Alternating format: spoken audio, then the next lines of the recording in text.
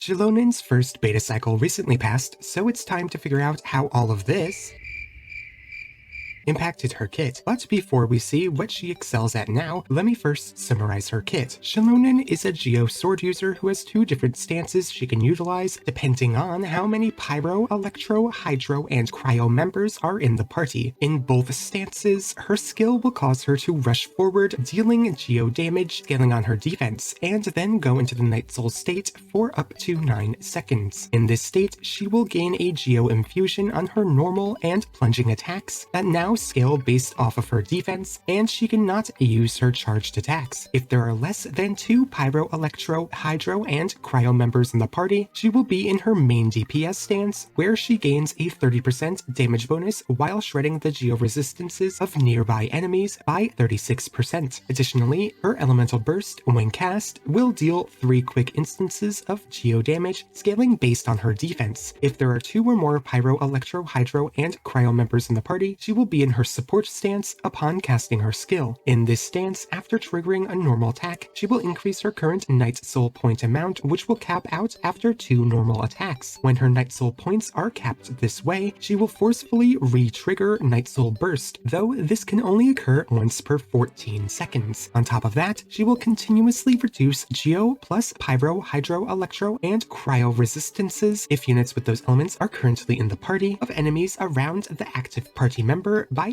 36% for 15 seconds. Additionally, her Elemental Burst, when cast, will deal 1 instance of Geo damage, scaling based on her defense, and then heal that current active party member once every 1.5 seconds, up to 8 times over 12 seconds, also scaling based on her defense. Xilonen has a lot going on with her kit. She's a debuff support, a healer, and a main DPS all baked into one unit, which brings into question what kind of role she is best suited for. Should you focus on damage by going for full damage percent, defense, and crit, or full support by focusing on mostly defense and healing bonus, or maybe a mixture between the two by focusing purely on defense? Each of these builds does what you'd expect them to in the end. Building her as a DPS leads to her largest personal damage increase, building her as a full healer leads to the most ridiculous healing numbers, and going full defense is a mixture between the two. However, when figuring out which build would technically be best for her, one thing to note is how much health one instance of healing would regenerate for her to work alongside Fiorina. Main DPS would only reach around 17.5 thousand max HP, and half of that is 8,750, since Fiorina wants overhealing to grant the team her large percent damage bonus, and since Fiorina would only ever be able to reduce her allies' HP to 50% of their max HP at most, a consistent almost 9,000 HP heal would be the best threshold you can reach for Xilonen's healing. The only build that does not reach this threshold is the DPS one, which still heals for over 40% of a unit's maximum HP when paired with Fiorina. This means that you can still technically get away with a pure DPS build on Xilonen even alongside Fiorina. However, some units like Xilonen and Neuvillette and Fiorina herself can have almost double the amount of HP, which would increase Xilonen's healing requirement. For example, Neuvillette would want almost double the max HP of a normal DPS. Despite the fact that he can pretty easily sustain himself, Xilonen would still want to build into either her full healer build or full defense build to sustain him with ease in order to keep his Ascension 4 Hydro damage bonus passive up, but which one would be all around better to build into? As a support, Xilonen's damage potential is very low, as she will usually float closely around a 1.5 out of 5 on my damage rating scale. In my comparison between her damage potential and healing potential with 3 builds, her rating as a sub DPS in terms of damage floats between 1.4 and 1.6 out of 5. This means that while she does gain a 20 to 36% damage increase when going from the more support focused builds to her damage focused build, her total damage output changes so little that it will barely affect the total damage output of the team. So, with offensive stats having little impact on her team's damage output, it would usually be better to lean into her more support healer role instead of pure DPS, especially since her healing has certain threshold requirements she needs to reach. The only time that building her her as a DPS